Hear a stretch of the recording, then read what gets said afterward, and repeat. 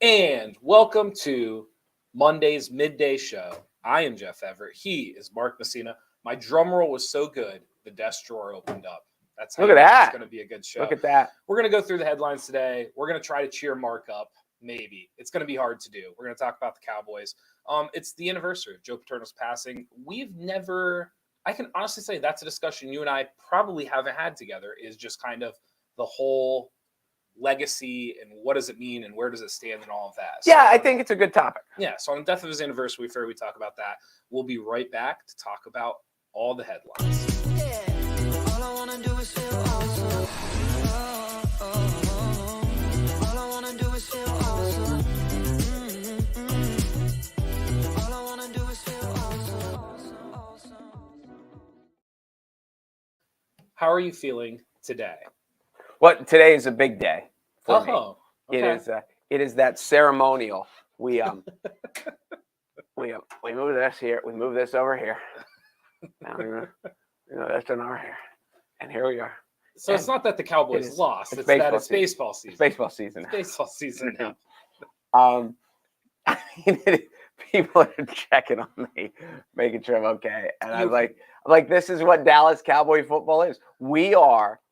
I find anyone. I challenge anyone to find a team that is more entertaining than us. We make extra points exciting. We make our quarterback is the talk. He had a bad week, whatever. He's the talk of the world. As I tell people, in crunch time, we needed a touchdown drive from Dak. And the first play of that drive with 2 minutes to go or whatever, he threw a touchdown pass. It's not his fault. The linebacker dropped it. All the linebacker had to do was hang on to it and run it in the end zone. It's a touchdown. But, so that's kind of the way that they went for him. So, it is. The two things that I said to you before the show, I said the Cowboys are interesting in that there's just not a lot of middle ground. You cheer for teams that don't have a lot of middle ground. Like with the Yankees, you love them or you hate them. And the Cowboys for America are very much. I grew up in the 70s you hate them. When they were on top of the world, and as you hop on the bandwagon. Sure. And back then, everybody wasn't on TV all the time. Yeah. So there were only the Cowboys were on as much as anyone. Yeah. The Yankees were on as much as anyone, and so they're and they were good. So why not root for those teams? And it was fun. And then there's been a dearth. Some would argue it's still fun. It is. Listen, it is fun. I don't. If Pollard didn't get hurt, it's a different game. I'll certainly say that. But I also said too, the Prescott thing is really, really interesting because it's not even about how he plays or if he's talented or how talented he is. It's the money and it's a salary cap thing.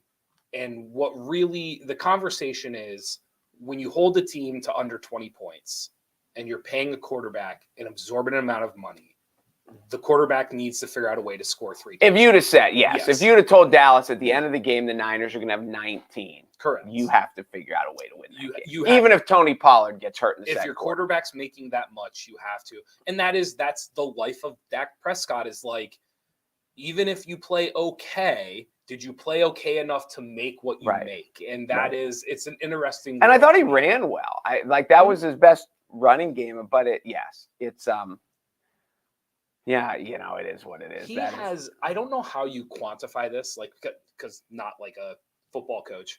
If a football coach could explain this to me, the ability to know when to run and when not to run, I think that Dak is one of the worst in the league.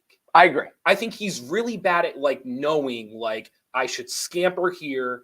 And then at other times, I should just wait a second. It feels like he gets some flip-flopped. And I think after he got hurt, it's gotten a little worse. That's why I'm so impressed with how he ran yesterday. But, that I when they talk about, quarterbacks and speed and big and arm strength and all this stuff. And I remember Ron Jaworski long ago saying the most underrated trait of a good quarterback is accuracy. Like when you get someone open, you have to hit them. To win in the NFL, you have to. And the other thing with all is decision making. Yeah. And they talk about Joe Burrow's ability to, and I know Burrow looked really good yesterday because they won and all, but his ability to work through progressions and to find the guys that are open and all that stuff. Yeah. To take it to another tangent, what is just great about the sports world is for I don't want to say for all intents and purposes, like right now, the Bengals are, the toast of the town. Sure. A week ago, they almost lost to a Ravens team with a backup quarterback that sucks, other than a quarterback sneak fumble. Like they were in trouble. They were in huge trouble. And you talk to Ravens fans, they're the dumbest organization ever. They're the worst team in the world, and how the coach should be fired, and they all suck, and all this stuff. When a week ago they beat the team that right now everyone loves. Well, and the Eagles are obviously on the NFC, but so it's just such a the fickleness is just humorous. It really is. I agree with that. First of all, is Mark okay? Is he trying out as a kicker yet? Did you ever kick when you played football? I am 2 for 2. You held, right? I was a holder. I was like, okay. I might be I think I was all conference holder like 17 years in a row. And I got a story about that too. I kicked 2 extra points in Pop Warner when I was 12 years old, and I made them both. Okay. One of them was at home, and one of them was in the outfield of Bowman Field when they used to put up goalposts, and we used to play Bowman Field. Okay. And one of those the game at Bowman Field, I think we won 8-7, because when you're little kids, if you kick it, it's 2. Okay. If you run it in, it's 1. Okay. And so no, I was a holder. So college, this is no joke. College football, I'm the holder, and we're lining up for some stupid field goal. And it's the end of the first half, and the other team has all 3 timeouts. Okay. So kneel down. Everyone's at timeout. Okay. So I'm up. I'm talking to the kicker, whatever. Second down. Kneel down. Timeout. So I'm up. I'm talking to the kicker. I am convinced they're burning all 3 timeouts. Sure. So I'm kind of like waiting. I'm waiting. We snap it. And I'm just so focused on, are they calling timeout or aren't they? And when are they doing it? And what are they doing? Literally, ball goes right through my hands, hits me in the face mask. All hell breaks loose. So I've told people they froze the holder because they totally not like got in my head like, oh my God, I'm not gonna be able to catch it. Yeah. But I'm like, well, are they calling it? Why did they wait? Why didn't they call it yet? Are they? Yeah, that's that sports thing. So to make it about myself, that 30-second equivalent. I think I told you about the time I went the wrong way in basketball. How old were you? I was a senior in high school. Oh, dear God. I was like 1,000-point senior in high school. So here's what happened. When I was in high school, we didn't have a side out or an inbounds play. What we would do is my friend Derek would always inbound the ball. I would hold my man off. He would throw it into the backcourt, and I would go get it. And I swear to God, we had a 100% success rate. 100%. Okay. We were winning by 4 or 5 points. The other team calls a timeout.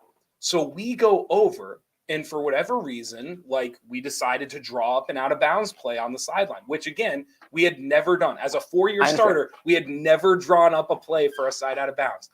We run this play and I loop around and my buddy throws me the ball and I take off 1,000 miles an hour into the backcourt and I get 2 feet away from the basket. And all of a sudden it dawns on me I'm at the wrong end. And I just grabbed it and took the travel.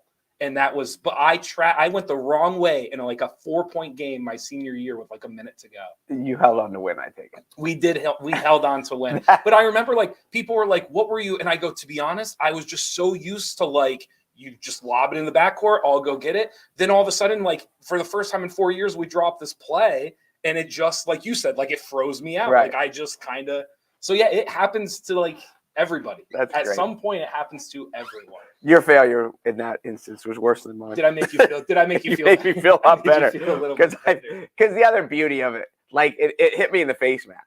Yeah. It went right through my hands and smashed off my face mask, and then it went. But at least I did not go the wrong way. At least you didn't shoot it. I did. Right before, I literally was in the air. I was extending, and I had this moment of what am I doing? And I just clutched it and landed, and it was a travel. But yeah, even people were laughing after a game, what were you? And I go, honestly, I wasn't thinking, I was just so in the zone of he's going to lob it in, and I'll just go get it. And then when we did something different, my body, my brain just. I was at a junior high game a week ago, 2 weeks ago. And however, I don't know why, because they were lined up right. Okay. The one team went the wrong way, shot at the wrong basket. And the crowd is no. Well, so now, all the 5 suckers on defense all bought in. So the guy got a rebound, And instead of putting it back up because this is my basket, he went racing the other end and got a backcourt violation. Because as he dribbled across half court, the ref's like, no. And then he goes like this. Then he's like, you're going that way and you're going this way. And all 10 kids were just like, ah. There is a great video going around on like Instagram and TikTok right now. It's got to be like a girls' middle school. Like they're not elementary, but they're not quite varsity. The girl's at the free throw line, so they bounce the ball to the girl. And the girl that's standing outside of the lane, like above her, when she bounces it, she just like runs in and steals it and takes off the other way. And all of a sudden you just see 9 girls running down, and the referees, like you can see the referees like trying to grab his whistle real quick. It's going viral right now, like across TikTok. It's really good. But you can see like the referee's got his, you can imagine the referee whistles out of his mouth. He bounces. He's thinking he's catching his breath for 10 seconds. And this girl sips it and steals it and goes the other way. It was really, really good. Cliff says, I would have laid it in points or points. Load up the stat sheet. There was an NBA player that did that. Do you remember that at all? Ricky Davis for the Cleveland Cavaliers. He needed one more rebound.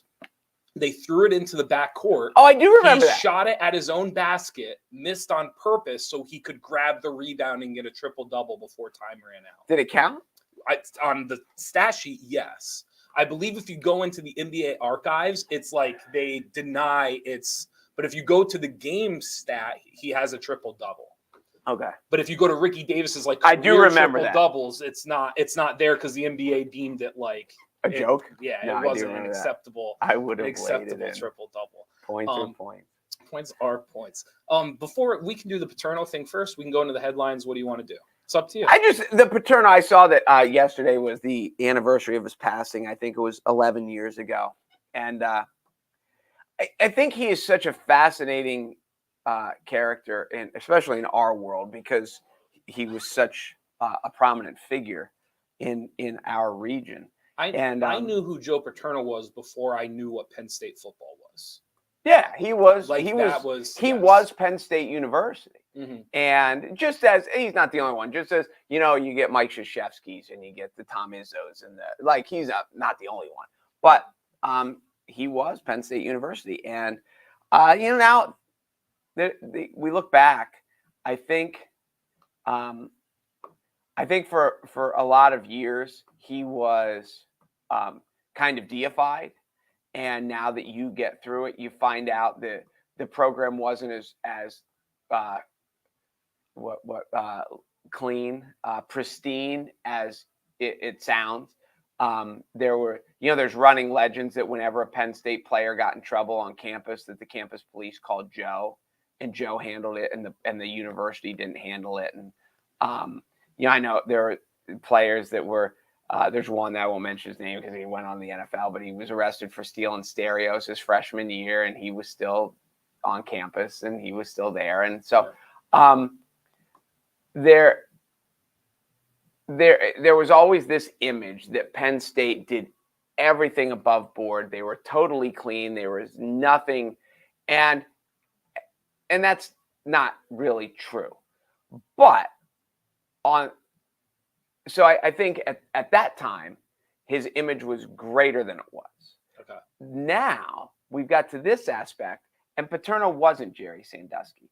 And I know there's reporting aspects, and I'm not saying that he was not culpable and he should have handled the situation better. I think part of it I've always talked about was his age and his generation. I think while this stuff was going on, if he'd have been 40 years old and had grown up in a different time and but, just imagine how much abuse used to go on back in the day, whether it was spousal abuse, whether it was, and it just didn't get reported, and it just didn't get talked about, and all this stuff was swept under the rug. And I think now he's almost, I think he's too vilified because it's almost like him and Sandusky were almost like Batman and Robin. Okay. And that's not fair either. It's interesting because I hadn't really thought about this until an hour ago when you brought it up, that it was the anniversary yesterday. I do think that there is an aspect where he's probably too villainized in the sense of being next to Sandusky, but I don't know if he's over villainized when it comes to like the weight he carried and the importance he had to the institution. And I just think like he had to know. I think, in my opinion, Paterno's failure was, I can't imagine he didn't recognize the weight that he carried and how a decision as simple as reporting Sandusky, the weight, the ripples that would have. He had to have known those things. So I agree with you. Like the whole Batman Robin thing, I think I agree with you. Like, I think that's overdone. I think people like to act as if like he was standing in the shower with them. But I can't get past the aspect of the corniness of like, with great power comes great responsibility. And like, I can't imagine Paterno didn't realize the power that he had at Penn State and the difference that decision made, that fork in the road of whether or not you tell somebody or whether or not you make sure the right thing happens. I just can't imagine Paterno didn't realize the weight of that. No, and I get it. And I know that it's easy because how many of us have been in a situation like that where you're dealing with sexual abuse of children with a friend, but this guy was like a friend. And I think there's a lot of like when you read interviews with Sandusky's wife still claims his innocence. And when you read the interviews with Bill Cosby's wife still claims his innocence.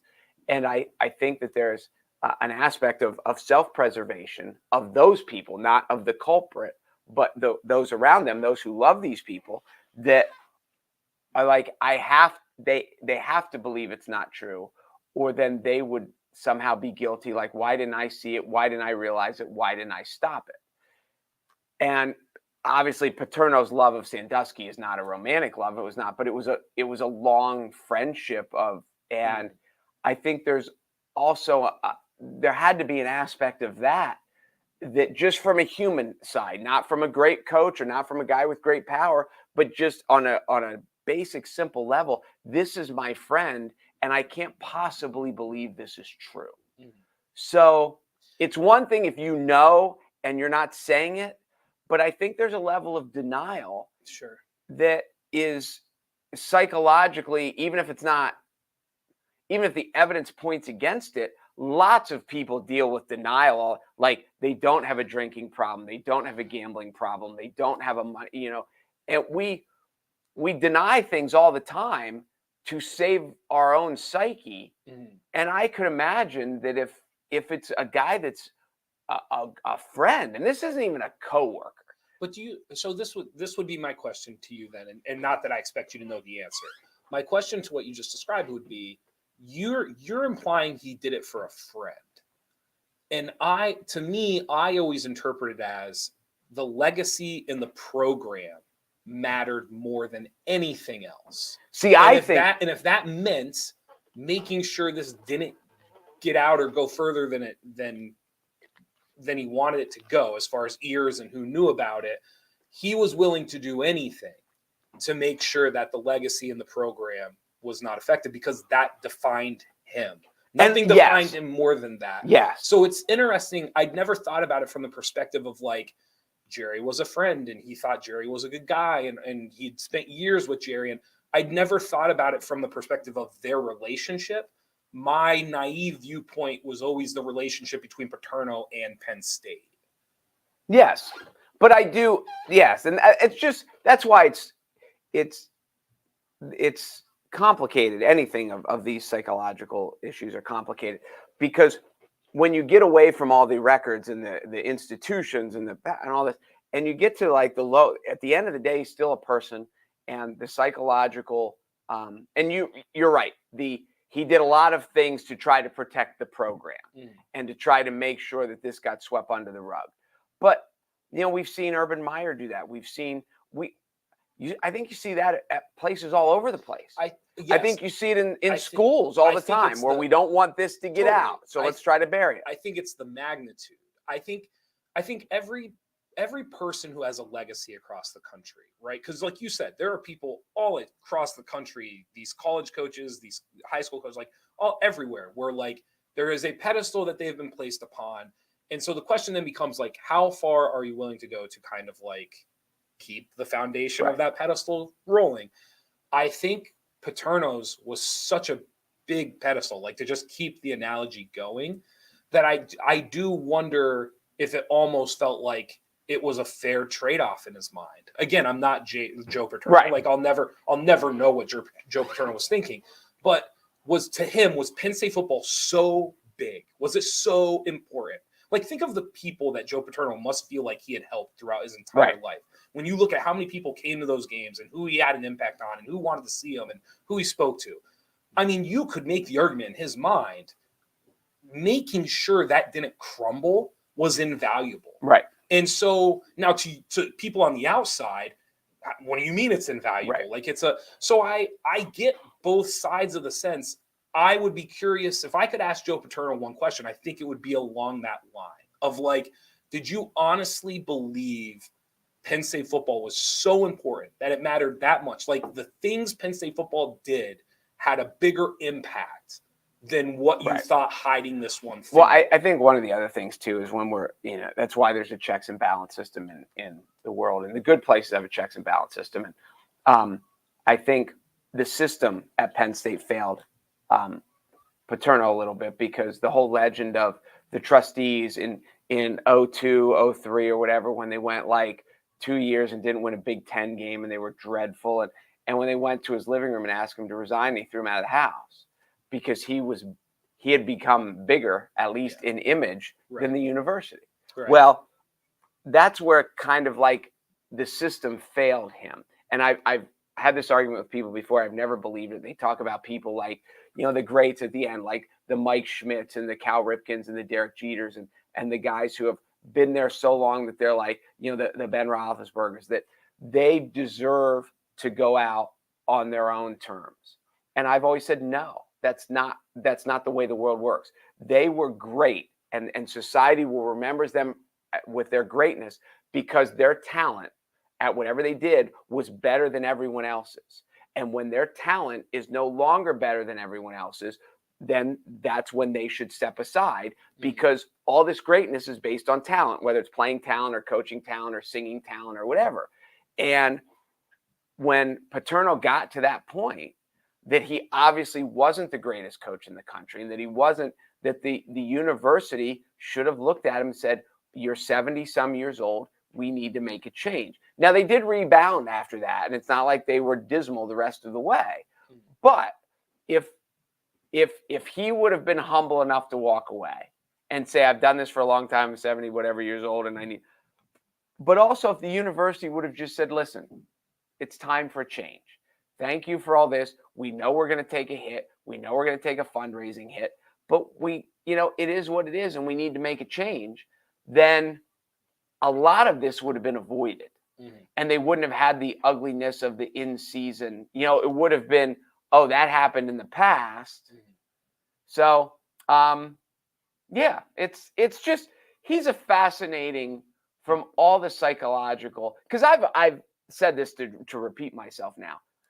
When you look at the wives of these people, of Cosby and of Sandusky, that at first it was shocking to me that they like stood by their man and it's all crap.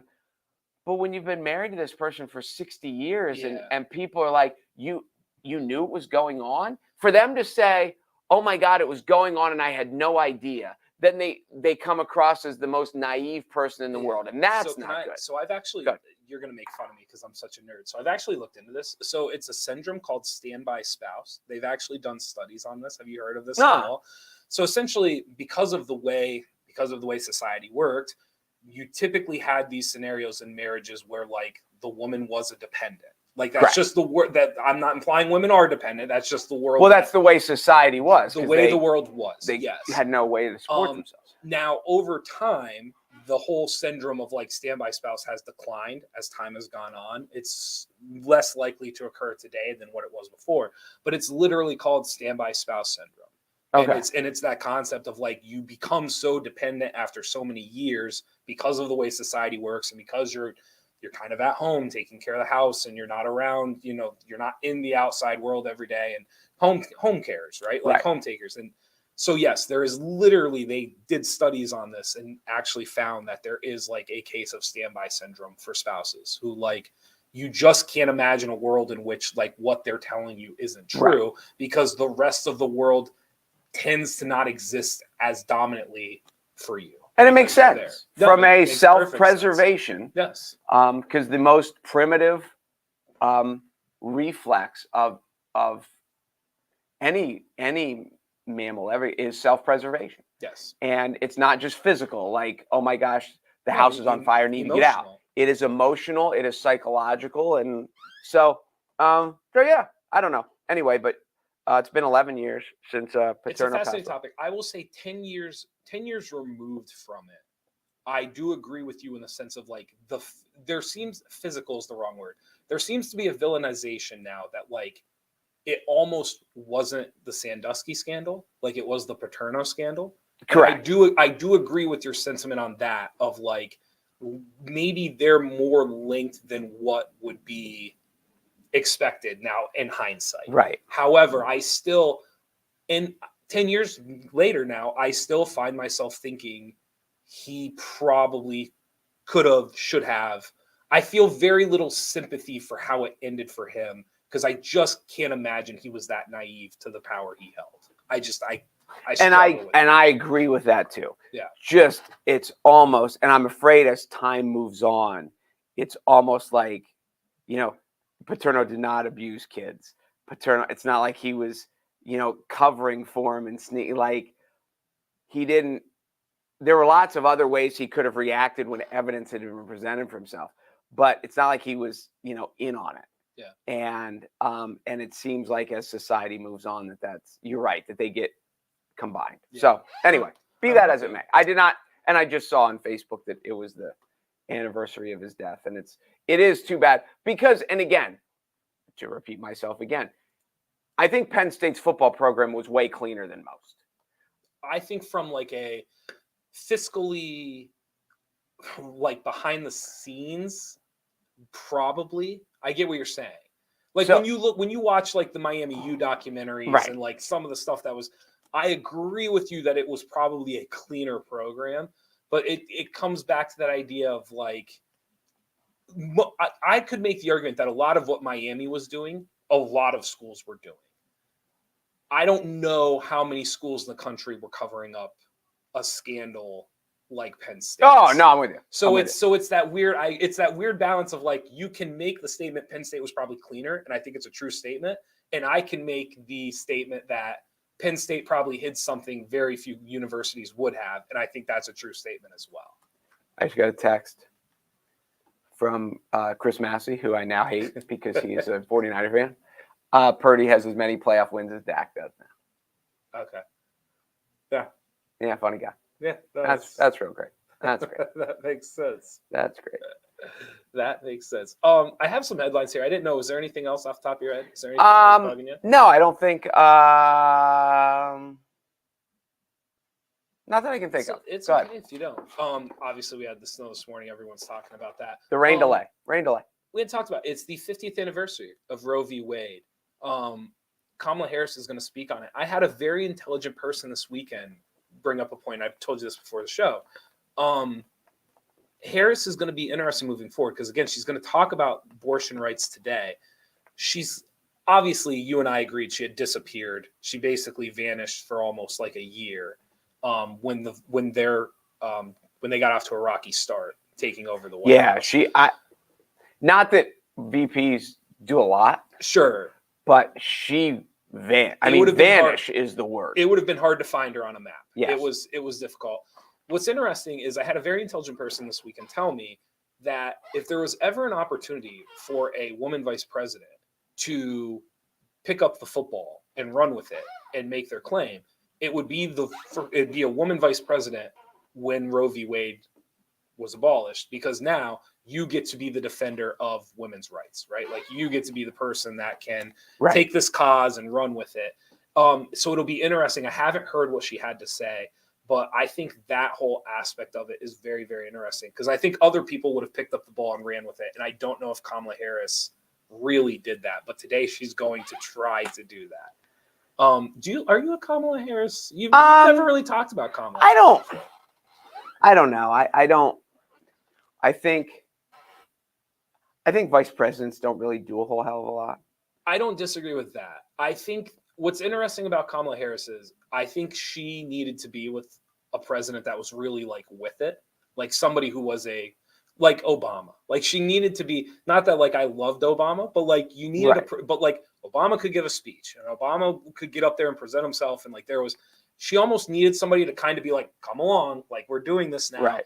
And it was almost the opposite with Joe, just because of his age and just like where we're at. I do wonder if this was kind of like she was set up for failure from the beginning, and it's twofold. One, because of her, and then two, because of who her running mate was. Maybe. It's just weird because when you look at, especially knowing Biden's age going in, and it was just all about trying to beat Trump and trying to eliminate a one-term president, which doesn't happen very often, and the Democrats knew they had a shot. So they picked a vice president they thought could help. But I think at the same time, they kind of picked a vice president they knew could never be president. Mm-hmm. Because I can't, I don't know. No, it's hard to picture. I don't think society's there with a minority woman as president yet. I don't think we're there yet. That's interesting. I wouldn't have taken from that. I'm just surprised. I think about the last 3 presidents, and I think about how, like, even if you disagreed with Trump, like Trump gets up there and he believes it, like what he says, right? Like, he believes, and like Biden gets up there and like sometimes you don't know what he's saying, but like you can tell, like he like Joe is here for like America, and it's like like when Joe gives a speech, he really thinks he's given something, right? Like when Kamala Harris speaks, that is not how anybody feels. Like nobody listens to Kamala Harris and thinks like, boy, she knows what she wants. And I don't think she was. I mean, she obviously didn't kill it in the primaries because she was trying to run for president and fell out relatively early. I think earlier than I thought. And I'll take this back. The person who I thought had the best chance of a female minority to like be president or be something was Condoleezza. Mm-hmm. And I think if Condoleezza would have wanted to run, she could have. She could have made a go of it. So I think I disagree with you on I actually think the country is more ready than maybe we think, as for like a minority woman. I think the problem you have is when you look at the last couple of presidents, whether you agreed with them or not, like when they stepped up to a microphone, they believed what they were saying. Like you can't be somebody that's stepping up to the microphone right now and kind of like not believe. No, I get that. I get what you're saying. And it doesn't even have to be correct at this point. Like you don't even like at this point in politics, I'm not implying you got to be right. And I'm not even implying it needs to sound clear or good. People just have to think you believe what you're saying. No, I get what you're saying. And very rarely do I listen to Kamala Harris and think that. But very rarely do we hear from Kamala Harris. Yeah. No, it has been a long time. It's very, very true.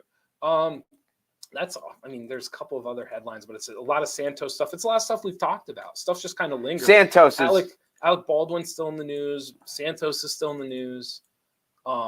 Yeah, we need John Wick 4 is in the news. John Wick news. Avatar passed 2 billion. Did it really? Yeah. Haven't seen it yet. It's crushing it. I bet you could reach 3 billion by like the end of 2023. So I should go try to help it. I don't know about helping it. I think you should go because to not see it in the theater is pointless. I honestly could tell you I might never watch it again, but seeing it one time in the theater is. See, I think, and this is what I think, I have to watch the first one first again. I know you say you don't really have to but I think I would watch the first one first before I see it. Okay. Not on a plane this time. I'll see it in a different setting. But I don't know. I 2.5 hours in the theater is a long freaking time. It's over 3. Well, and then when you get the previews in, and that is a long time. It's a 4-hour trip. Like from the moment you walk in the door till you probably walk out. I mean, it's a 4-hour trip. Wow. I think you said because of previews and. I think I might be watching that at home in like sessions. I know, but it won't be. You're just not. It's not going to be what it should be. I guess is what I'm trying to say. I know, but for people that go for all they want the action. I want the story. Okay. I care about the story, and I don't need the story in IMAX and high def and with surround sound. I need the story. Yeah. No, that's fair. Have you watched anything lately? I watched John Wick Part 1 again last night. So I actually this weekend I told you we made a vow we're going to watch. I haven't watched any of the John Wicks.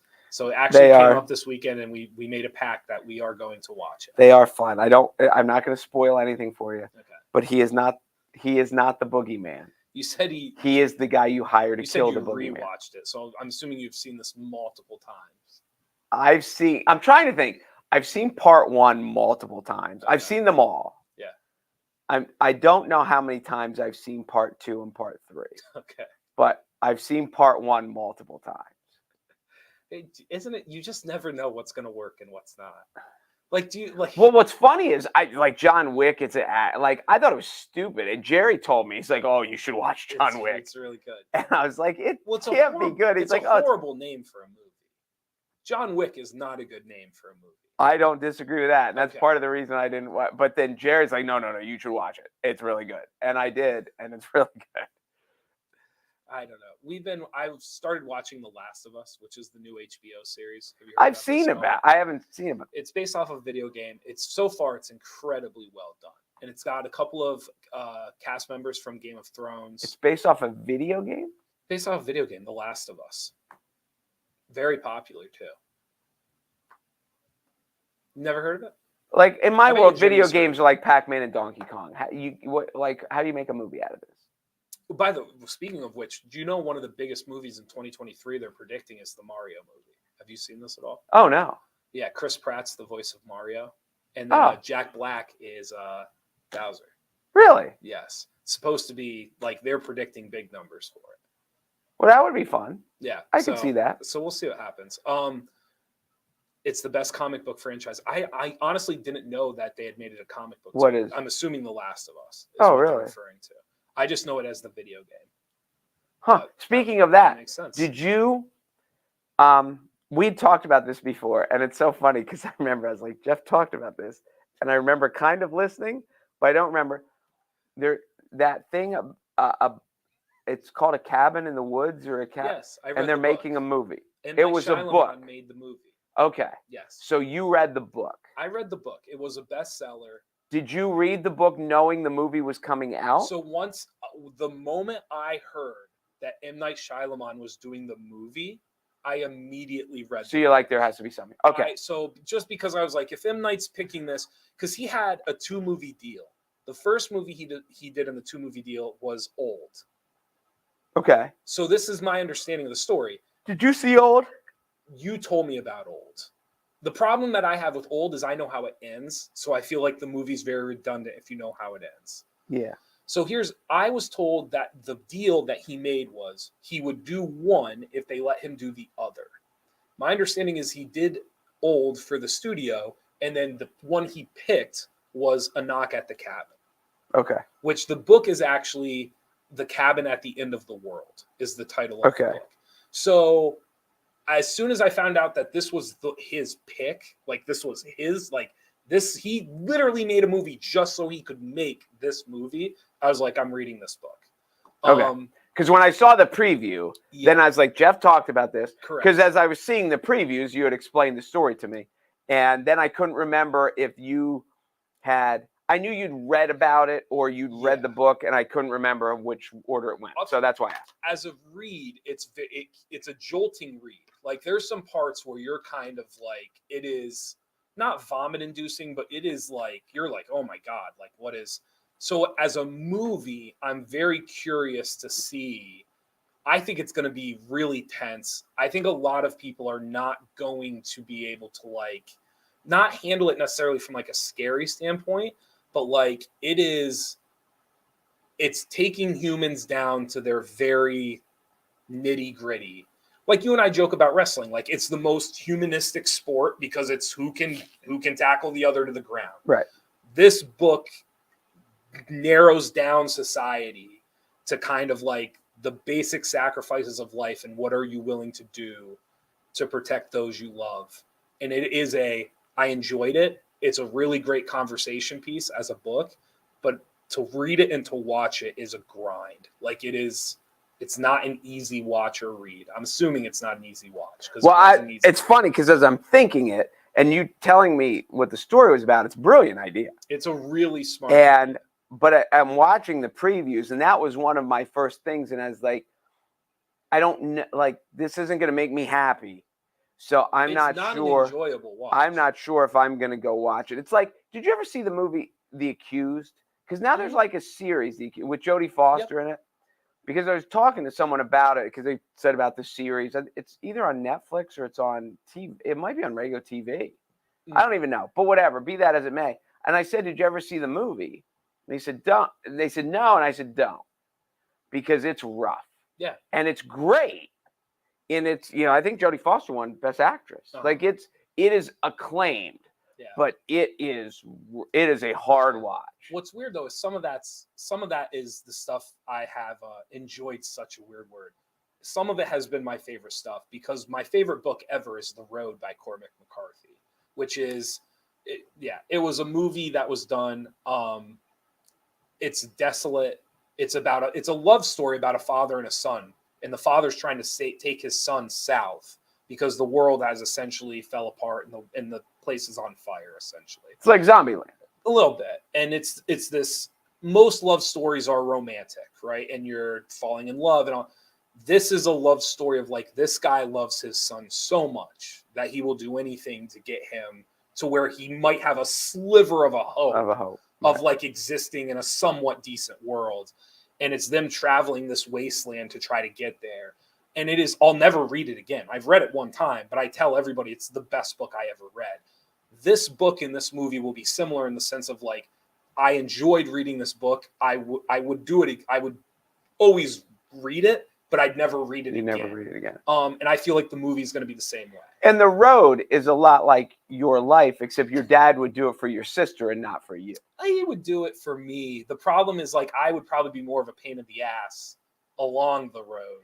If he had to choose one, you would be the second choice. Your sister would be first. My sister is very, very loved. My sister would argue, though, I'm probably more spoiled. Maybe. I don't know. I'd have to think about it. I'd have to think about that. We are both spoiled in different ways. I think in her mind, her peaks were probably more peak, like high and low, whereas mine were a little more leveled, but have been more consistent. Does that make sense? Okay. Yeah, that's our relationship. So Knock at the End of the Cabin. The other thing too with them, it's an open-ended book. Like the book ends and you can be on the left or the right and you can kind of decide like, well, this is what I think and here's the evidence, or this is what I think happened and here's the evidence. So I'm curious to see how the movies that are open-ended don't work. Well, they either hit or they, like the Sopranos ending. Like now it's one of the most famous endings ever, right? Because you don't know how anyway, it's one of the most famous endings ever because it's an open-ended ending. The argument is he alive or isn't he alive? This book is very similar, but I'm curious to see if the movie can pull that off. Because I agree with you, most of the time it doesn't work. I get it. So there you go. So that'd be interesting. Anything you want to shout out? Anybody you want to talk to? No, how do our producers do this weekend? They did all right. They had, listen, here's the question they wanted to ask you. I think it's almost like, I think they should be like the Midday Show Mafia. I think that's how, because they seem to have way more control than we'd like to admit. You like that? Well, they didn't have a lot of control over today's show. I will say that. Here's what they were talking about beforehand. One of them said, Jeff, could you and Mark also tell us one fact most people don't know about you that we wouldn't be able to find no matter how long we looked? Oh my God! Yeah. I tried to come up. I don't know. I'd never thought about it before.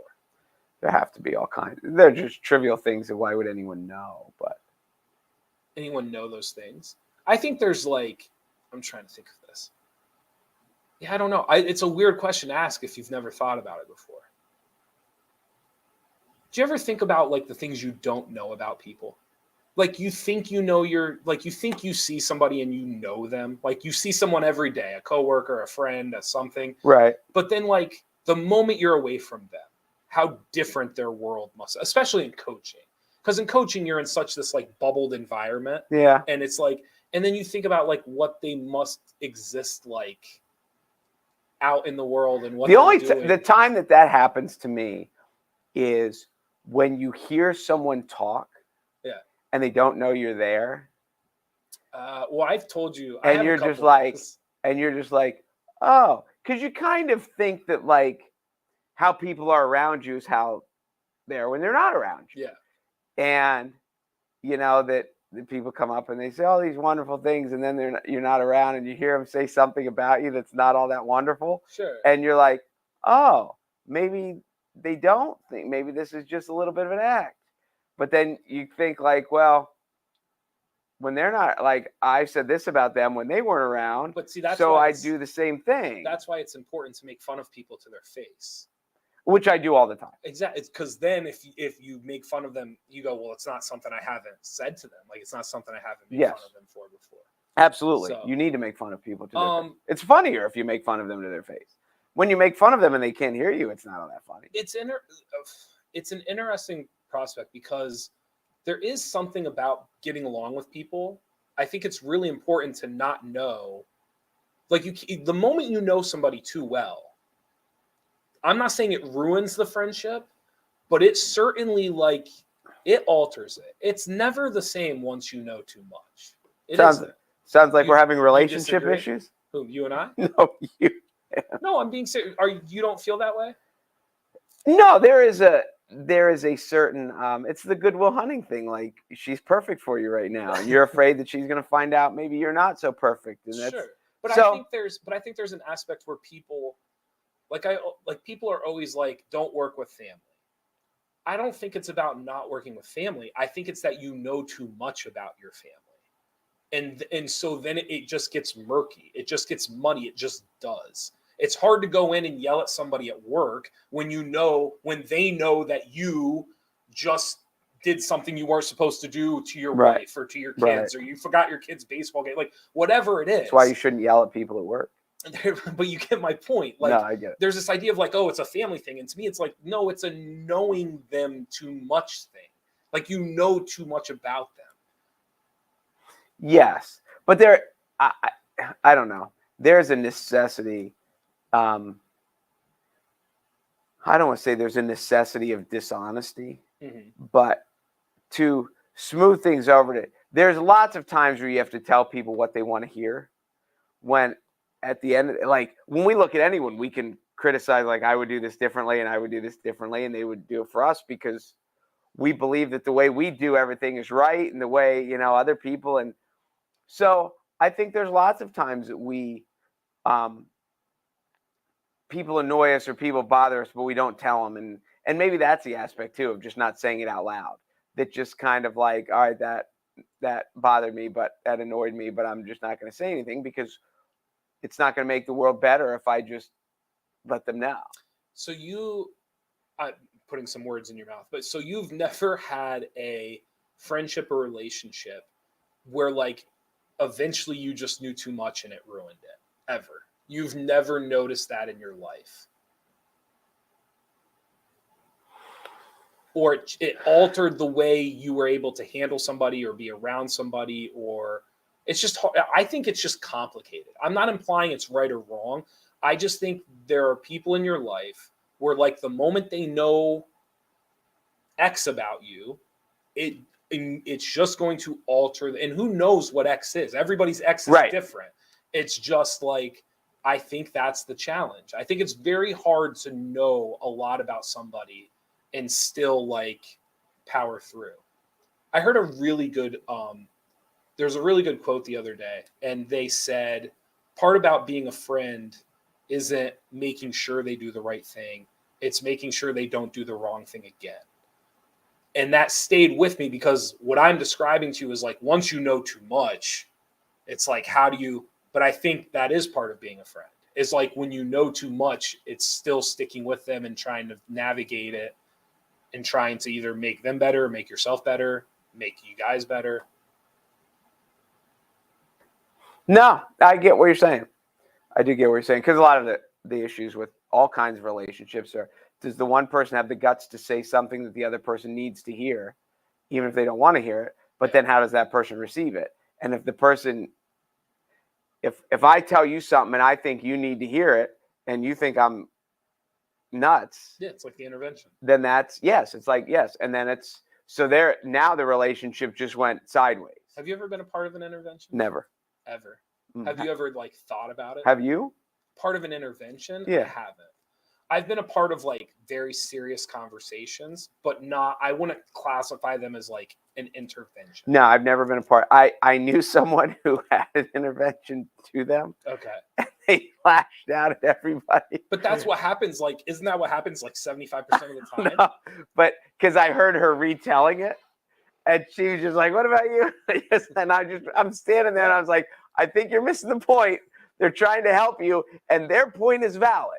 Sure. Like they're just trying to help you." Yeah. So, yeah, but it's I don't know. I think it's just very, very difficult. Jeff and I only have serious conversations. I don't believe that at all. We do. That's Do you? all we do. Okay, you have serious conversations. Do you have intelligent conversations? That's the question. To some people, they would be intelligent. To other people, it's just a mess. It's nonsense. It's just jumbled conversation. Rui Hachimura traded to the Lakers. Do you know Rui Hachimura? I do not. Plays for the Washington Wizards. He obviously plays for the Lakers now. He does. He plays for the Lakers now. I wonder what they had to give up, though. Probably players and draft picks and money. Players and draft picks and money. All three. Well, or very rarely do you get all do three you get all in a three? trade. Well, Rudy's that good. Or Rui, what's his name? Rui. There's no D. Rui Hachimura. Are He's the one of Lakers still in like 15th place in the West? The Lakers? Yeah. Here's what's wild. So they're in 12th place. So Okay. you have to be 10th to get into the play-in. Okay. They're 2 games out of 6. So and if you're 6, you're in. Like you're way not in. even You're in. The way play-in. in. Yes, you're Yeah. ready to go. So they're 12th, but like literally by Friday they could be 6. Well, they will be now because they have Rui. Now that they got Rui. Give me Hachimura. Rui. Give me a scouting report on Rui. He actually is half Japanese, which makes him very unique. His last name sounds like it. Very unique in the NBA. He's went to Gonzaga. Okay. He's like a 6'10" power forward center combo, can shoot it a little bit. He's like a modern day stretch forward who's been hurt. So unfortunately, he hasn't reached his potential because I believe he was a lottery pick. The potential. So you like him? I like him. I think his injuries have set him back. Because Rui's got to be 20. I mean, he's in his low 20s. Like he's not an old guy. Okay. So we'll see what happens. He's an interesting pick. Okay. So you don't think it's stupid? You think there's an upside? I don't think anything for the Lakers is stupid right now because I think they need to try to appease LeBron James because I think LeBron James is looking at him like we're not standing pat. Like if you're standing pat, we have problems here. That's what I think. That makes sense. Yeah, so it'll be interesting. They gave up Kendrick Nunn, a third and 3 seconds. 3 seconds for Rui. No, maybe not. I might be changing my tune. Does a second round draft pick in the NBA mean anything? Here, you know what's funny about that? Can we get nerdy for a second? So in the NBA, early second round draft picks are like some of the most valued picks because they're non-guaranteed contracts. Okay. So they're cheaper. You can make them for more years or less years. You can control what you're getting. So a lot of times what you'll see is like teams really value the 33rd pick as opposed to like the 27th. Okay. Yep. So logistically and mathematically and all those reasons. I mean, 3 seconds for a Lakers team that right now is 12th place in the West. I mean, those could be. You're talking the 40th pick. Higher. I mean, those could end up being like 35. And again, those are valued picks in the NBA. So that's why when it said 3 seconds, I kind of started changing my tune a smidge. But so we'll see what happens. But you know what the Wizards are going to do with that? Nothing. You know why? Because they're the Wizards. They're in purgatory. I feel They bad for are. them. They are the Detroit Lions. But it's a self-induced purgatory. Of course it is. Of course it is. Self-induced. As Bamonte Jones said, just putting the draft in just gives these bad organizations one more thing to be bad at. That is. So this is wild too. This is getting out of control. One is from Chicago 2023. Another is an LA pick 2029. 2029? It's you. If you went through and you saw 2029, is the earth still going to be spinning in 2029? If you saw how many draft picks in the NBA are already traded from like the year 2027, you would be shocked. What? You would be stunned at how many picks have already been moved for like a draft that's 5 years away. Does this GM think he's still going to have the job in 2029? It's funny you say that because guess why they do that? Why do I care? I probably won't even be here in 2029. You know what NBA GMs No, love but I to mean do? the guy on the other side, like the guy in Washington who's like, "Woo, we got a 2029 But it makes pick. them Who's taking?" it makes them look good. Like, oh, I got 3 seconds for Rui. Like, it makes them. I guess. To me, the sneakier one is the GMs who are like, hey, listen, like, we got to make a move here, or else I'm going to lose my job. I'm going to trade every pick we have until 2029 because guess what? I'm not going to be here. That's the crazy stuff. No, I'm with you. That's agree. really crazy stuff. Jimmy's dying to know. Update on NCAA 14 standing. I am the Idaho Vandals. We are currently 12-0. We're number 2 in the country. Ryan is the Akron Zips. They have 1 loss this year. However, they're number 3 in the country, so they're trying to sneak in to the national title game with 1 loss. So how are you talking So about? there you go. I was just giving an update. They asked for an update, so I gave an update. Okay. NCAA 14.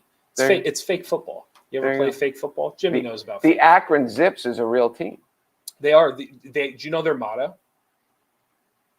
Go zip yourself. It's fear the Roo, The Roo. because they're a kangaroo is their mascot. Oh, That's what a zip is. I did not know that.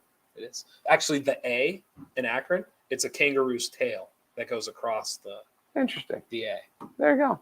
Look what I learned. There you go. Fear the Roo. Not as good as Fear the Deer, but it's Fear the Roo. Fear the Roo.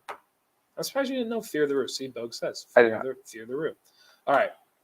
Is that good? That's Feel it. good about yourself? Good. I feel good. Okay. I feel good. We make you feel better about the Cowboys. Baseball loss? season. Hold on. Here we are. Baseball Baseball season. season. Baseball season is upon us. Yay. When you say that in Liar Liar, when Jim Carrey gets, do you remember Liar Liar? So my girlfriend and I, she knows every word to Liar Liar. It's insane. I mean, literally, you could sit there. And there's a scene early on, and he has to get the kid birthday stuff. And so he doesn't know what it is. And he's like, just open it. And the kid opens up, and it's like a hat and a glove. And baseball stuff. And Jim Carrey goes, baseball stuff. So now whenever we open gifts for each other, before like we can see it, like baseball stuff. So everything's baseball stuff.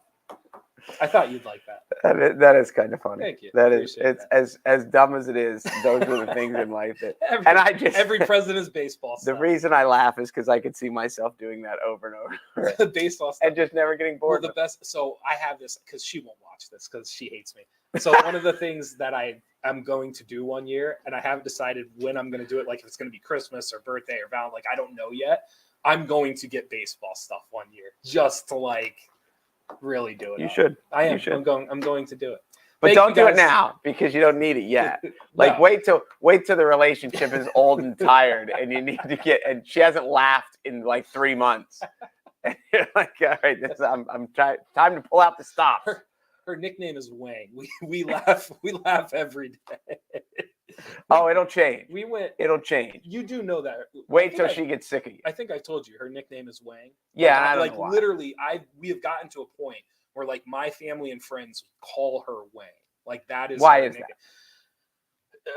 There's a long story about her parents used to own a seafood store. There was this lady who would come in to get stuff, and her name was Pansy Wang.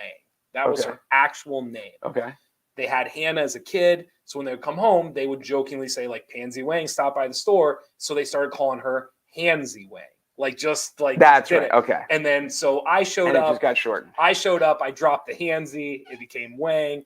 My friends heard me call her Wang. My family heard me call her Wang. So now she's the Wang. It is what it is. There you go. So if you call somebody Wang every day, you'll laugh. I promise you. It's hard to have a day where you don't laugh. How long you been together? 4 years. Give it time. Give it time. You think so? The laughter will wane. Wow, you are dark. That's darker than the book. We're talking about. That's darker than a knock at the cabin. Jeez Louise. Oh well. Thank you guys for watching the Midday Show. Be sure to go to NorthcentralPa.com for all of your local news, including a story about a 96-year-old hunter who got his first bear. Yes. You can That find is cool. on NorthcentralPa.com That is cool. I read that one. this year. 8 decades of hunting. 8 decades. Can you imagine doing something for 8 decades? If I get to live 8 decades, that's a success. 96 years old. Pretty Yeah. impressive. I'm Jeff Everett. He's Mark Messina. Thanks for watching the Midday Show. See ya.